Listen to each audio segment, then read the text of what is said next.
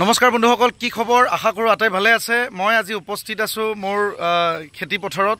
আজি আচলতে এই যি খেতিৰ বতৰ আহিছে, গতিকে কঠীয়া সিঁচিবলৈ আহিছোঁ। বৰ্তমান কঠীয়া সিঁচাৰ কাৰণে মাটিখিনি সম্পূৰ্ণৰূপে ঠিক কৰি লোৱা হৈছে। মৈ ব্যৱহাৰ কৰা হৈছে, যিহেতু আগতে গৰুৰ হাল ব্যৱহাৰ কৰা হৈছিলে।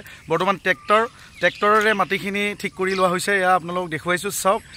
কিছু সময়ৰ ভিতৰত আমি এই মাটিডৰাত কঠীয়া সিঁচিম। যথেষ্ট বতৰ বেয়া হৈ আছে, চাৰিওফালৰ পৰা বৰষুণ আজি ৩-৪ দিন ধৰি পেলাই। ধাৰষাৰ বৰষুণৰ মাজতো পিছুৱাই অহা নাই, যিহেতু খেতি কৰিব লাগিব। গতিকে যি হয় দেখা যাব, নিজৰ কৰণীয় কাম কৰিব লাগিব।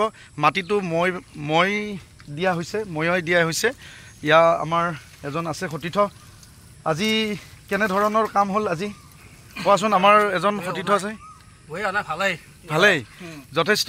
আজি আমাৰ এই গাঁৱৰ ৰাইজৰ যিবিলাক কঠীয়া সিঁচিব লগা আছিলে, মাটিটো তেওঁ ট্ৰেক্টৰেৰে হাল বাই দিছে। আৰু কিছু ব্যক্তি মোৰ লগত আছে। ইয়াতে আমাৰ এজন খেতিৰ লগত সৰুৰ পৰা লগ পাই আহিছোঁ, দাদা এজন আছে। কি ক'ব দাদা? এতিয়া আগতে গৰু হালেদি খেতি কৰিছিলোঁ, এতিয়া গৰু নাই, এতিয়া ট্ৰেক্টৰ ব্যৱহাৰ কৰিব লগা হৈছে। দুখ কষ্ট কৰি হ'লেও খেতিৰ ভাতকেইটা খাই আছোঁ, সেয়ে আৰু বেলেগ একো নাই। খুব সুন্দৰ, খুব সহজ সৰল মানুহ। খুব সৰুৰ পৰাই লগ পাই আহিছোঁ। একেলগে আমি খেতি কৰিছিলোঁ। যেতিয়া মই পথাৰত চাহ লৈ গৈছিলোঁ, তেতিয়া দাদাই বিভিন্ন ধৰণে খেতি পথাৰত কামত ব্যস্ত হৈ আছিলে। আমাৰ লগত নৱ আছে। নৱৰ পৰা অলপ জানিব বিচাৰিম। নৱ, আমাৰ যিহেতু পানীৰ ব্যৱস্থা কৰা হৈছিলে, আমাৰ দাদা এজন আছে। কি ক'ব আজি? কেনেকুৱা অনুভৱ? আজি আমি এই বতৰ বেয়া হোৱাৰ পিছতো আমি কঠীয়া সিঁচি আছোঁ। নাই, আমি এটা মনোবল কামটো কৰি আছোঁ। হয়, কিয় কৈছোঁ? আমি খেতিটো কৰিব লাগিব, যিহেতু খেতিয়ক আমি। গতিকে মনোবল কাম কৰিছোঁ। যদিও বতৰ বেয়া, আমি ওপৰৱালাৰ ওপৰত ভৰসা আছে। গতিকে সেই ভৰসাৰ আগত ৰাখি আমি আমাৰ কঠীয়া পাৰা কামখিনি কৰি আছোঁ। সুন্দৰ। পিছুৱাই যোৱা নাই, কাৰণ খেতি কৰিবই লাগিব। নৱ আছে, যথেষ্ট কষ্ট কৰি আছে। আমাৰ গাঁৱৰ কেইবাঘৰ মানুহ আমি লগ লাগি মানে ঠায়ে ঠায়ে আমি খেতি কৰাৰ কাৰণে আমি কঠীয়া সিঁচিছোঁ। তাত নৱই দেখিছে, এয়া পাইপ লৈ আছে। আৰু ইফালে অকণমান দেখুৱাইছোঁ, এয়া নৱৰ এটা মেচিন আছে।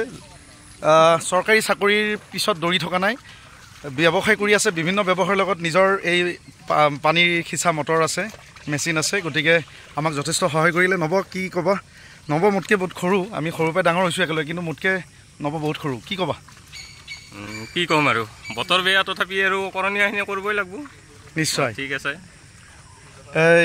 এই ধৰণে খেতি কৰাৰ কাৰণে বহু ব্যক্তিয়ে আজি অসুবিধা পাই আছে, যিহেতু বতৰ বেয়া। গতিকে আমি সেইটো ভয় কৰি লাভ নাই, হয়নে নহয়? কৰিবই লাগিব। খেতি নিশ্চয় ভাল হ'ব আমাৰ। নিশ্চয়, ইয়াত নিশ্চয় নৱৰ পৰা গম পালে, যিহেতু নৱই চাৰিওফালে আমাক পানীৰ যোগান ধৰিছে। তো এনেধৰণে আচলতে খেতি কৰি আহিছোঁ, যিহেতু খেতিয়কৰ ল'ৰা। আগে পিছেও কওঁ আপোনালোকক। গতিকে মই অনলাইন ব্যৱসায়ৰ লগত জড়িত হৈ আছোঁ। যেনেকুৱা পৰিৱেশত চলিব লাগে চলিবলৈ চেষ্টা কৰিছোঁ, কিন্তু এই প্ৰথাটো এৰি দিয়া নাই। গতিকে জীয়াই থকালৈকে খেতি কৰিম। আপোনালোকে সকলোৱে ওলাই আহক, খেতি কৰক।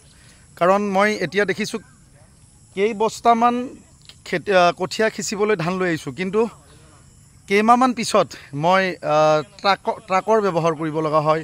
4চকীয়া গাড়ীৰে মই এই ধানবোৰ ঘৰলৈ লৈ যোৱাৰ ব্যৱস্থা কৰিব লগা হয়। প্ৰকাণ্ড মানে চোতালখন ভৰপূৰ হৈ যায়। চাওক, তাৰ পৰাই বুজা যায় যে কেইমুঠিমান ধানৰ পৰা কিমান ধানৰ উৎপাদন হয়। গতিকে ভালকৈ কৰিব লাগিব। সকলোৱে খেতি কৰক, মই এইটোৱে আহ্বান জনাইছোঁ। আজিৰ ভিডিঅ'টো ইমানে। ধন্যবাদ।